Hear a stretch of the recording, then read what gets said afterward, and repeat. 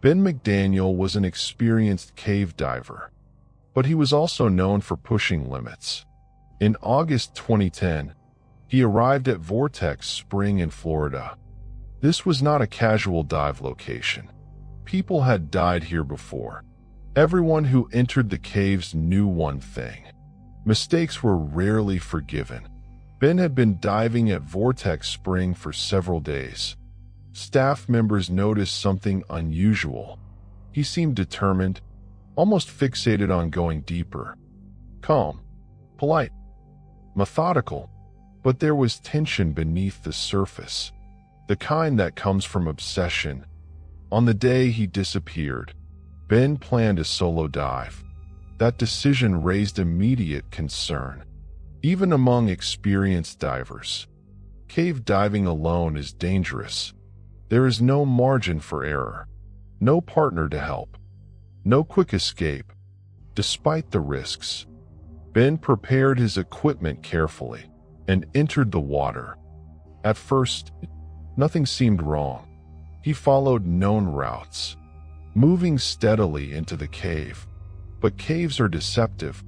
They appear calm and controlled. In reality, everything can change in seconds.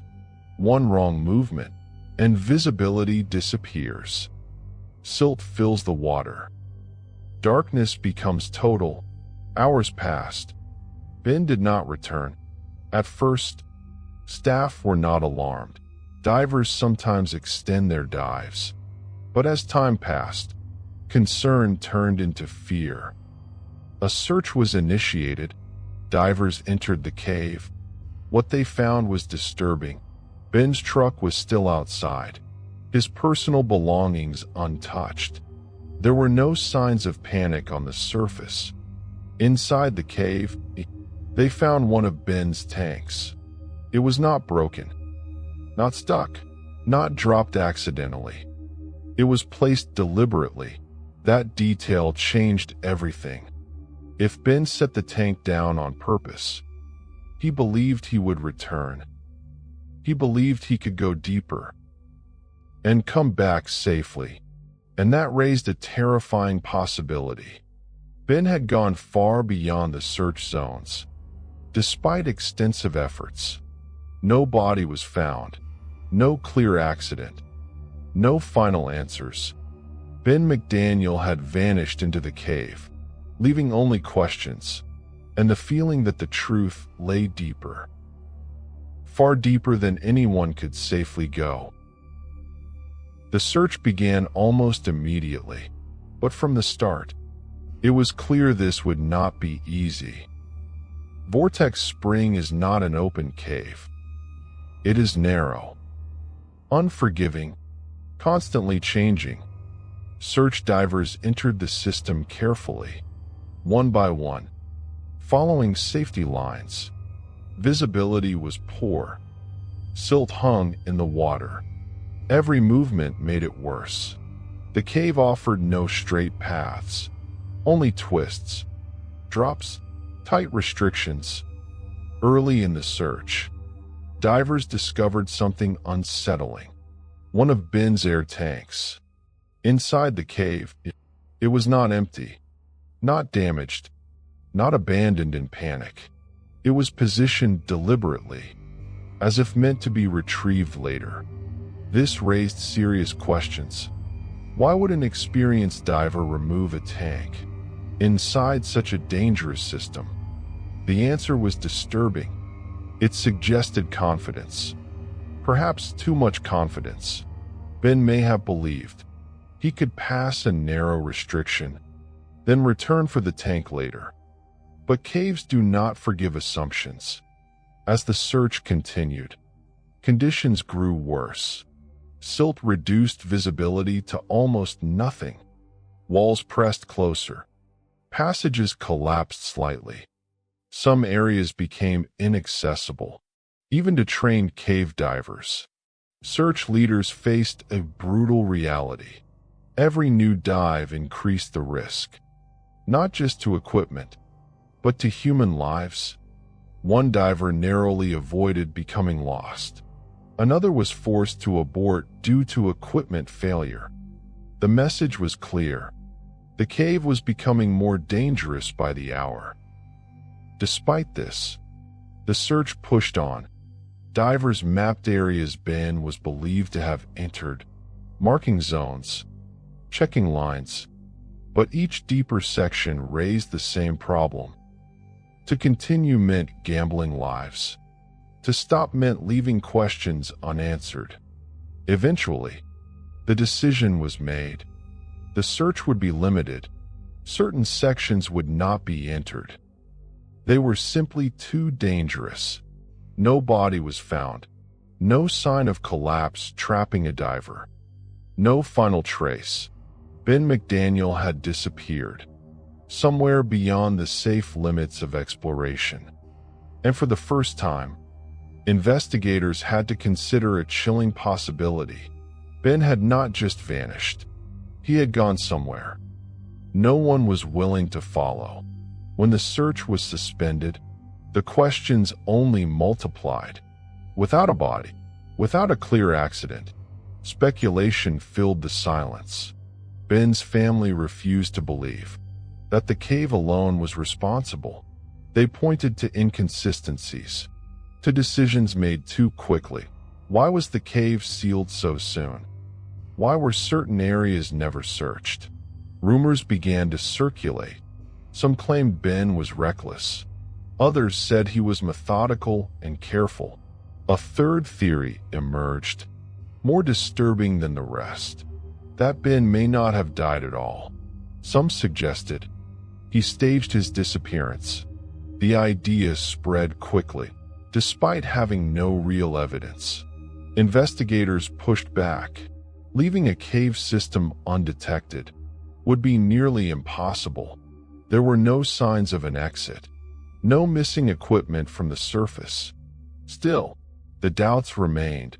The tank inside the cave continued to haunt the case.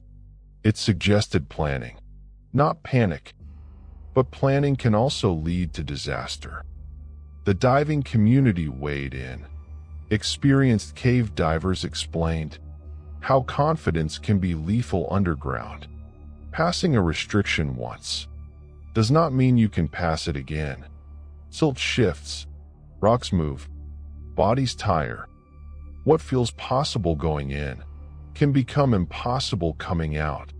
Pressure mounted on authorities. Ben's family demanded answers. More searches, more transparency.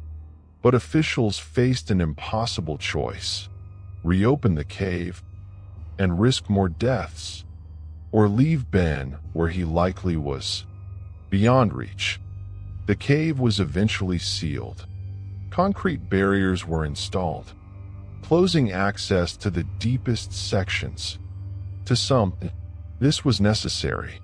To others, it looked like a cover-up. And so the story shifted from a missing diver to a mystery fueled by doubt. The longer Ben remained unfound, the more the theories grew. But deep beneath the rock, in absolute darkness, the truth was not changing. It was waiting, unmoved by speculation, unaware of the noise above. After the cave was sealed, the official search was considered over. Concrete barriers blocked access. Warning signs were posted.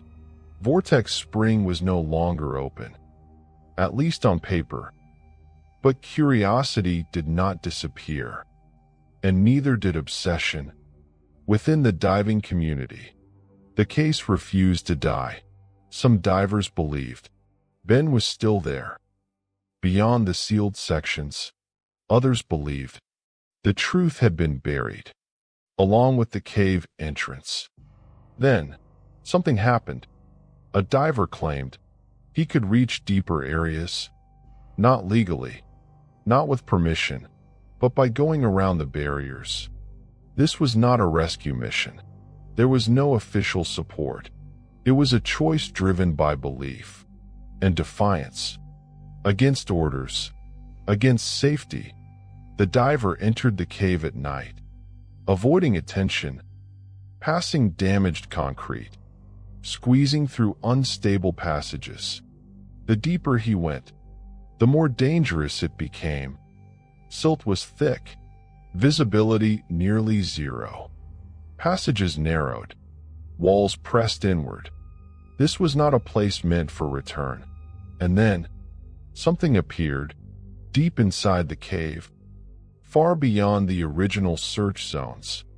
A human presence, equipment, a body. The diver froze. There was no doubt anymore. Ben McDaniel was there.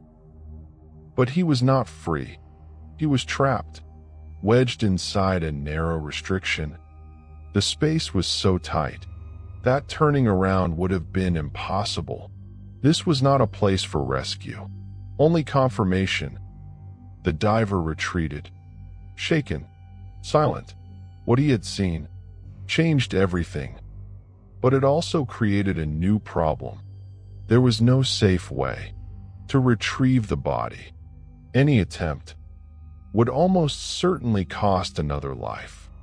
And so the truth emerged quietly, not through official channels, not through press conferences, but through whispers and private confirmations. Ben McDaniel had been found, but he would never be brought back. After the confirmation, authorities faced a final decision: retrieve the body or leave it where it was. On paper, the answer seemed simple.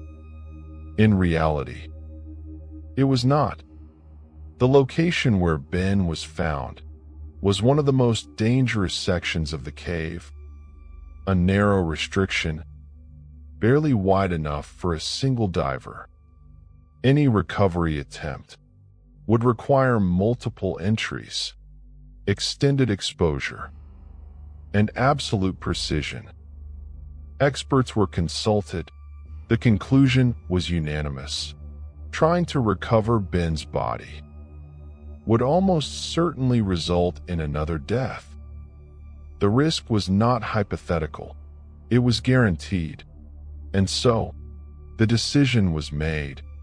Ben McDaniel would remain in the cave, not as evidence, not as a mystery, but as a reminder. The cave was permanently sealed, concrete barriers reinforced, access points closed. The diving community was informed quietly, without spectacle, without public statements. For Ben's family, there was no closure, no funeral, no final goodbye. Only the knowledge that he had been found, but could never be brought home. Over time, the theories faded. The idea of a staged disappearance disappeared. The rumors lost momentum. What remained was the truth. Ben McDaniel died doing what he loved, but also doing what pushed beyond reason. The cave did not collapse. There was no malfunction.